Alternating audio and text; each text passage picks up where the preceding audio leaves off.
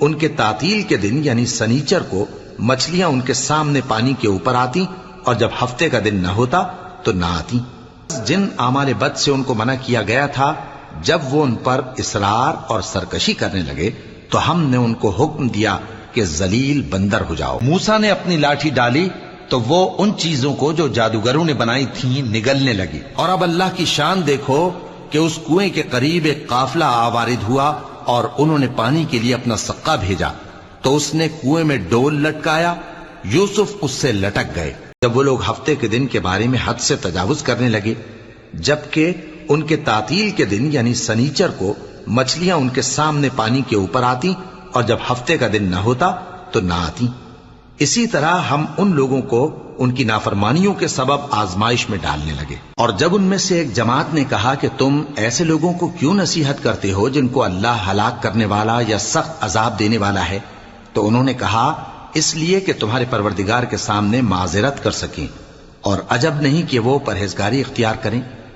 پھر جب انہوں نے ان باتوں کو فراموش کر دیا جن کی ان کو نصیحت کی گئی تھی تو جو لوگ برائی سے منع کرتے تھے ان کو ہم نے نجات دی، اور جو ظلم کرتے تھے ان کو برے عذاب میں پکڑ لیا کہ نافرمانی کیے جاتے تھے۔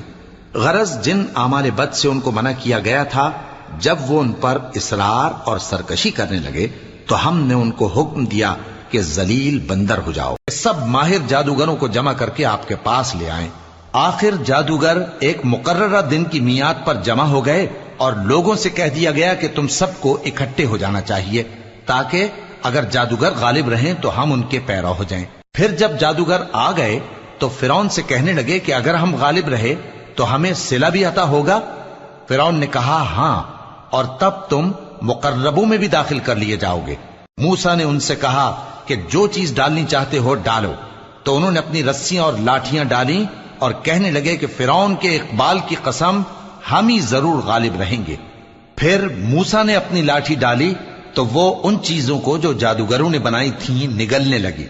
تب جادوگر سجدے میں گر پڑے اور کہنے لگے کہ ہم تمام جہانوں کے مالک پر ایمان لائے جو موسیٰ اور ہارون کا رب ہے۔ فرعون نے کہا کیا اس سے پہلے کہ میں تم کو اجازت دوں تم اس پر ایمان لے آئے؟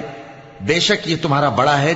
اور اب اللہ کی شان دیکھو کہ اس کنویں کے قریب ایک قافلہ آوارد ہوا اور انہوں نے پانی کے لیے اپنا سقا بھیجا تو اس نے کنویں میں ڈول لٹکایا، یوسف اس سے لٹک گئے۔ وہ بولا زہے قسمت، یہ تو ایک لڑکا ہے، اور اس کو قیمتی سرمایہ سمجھ کر چھپا لیا۔ اور جو کچھ وہ کرتے تھے اللہ کو خوب معلوم تھا، اور انہوں نے اس کو تھوڑی سی قیمت یعنی معدود چند درہموں پر بیچ ڈالا، اور وہ اس سے بیزار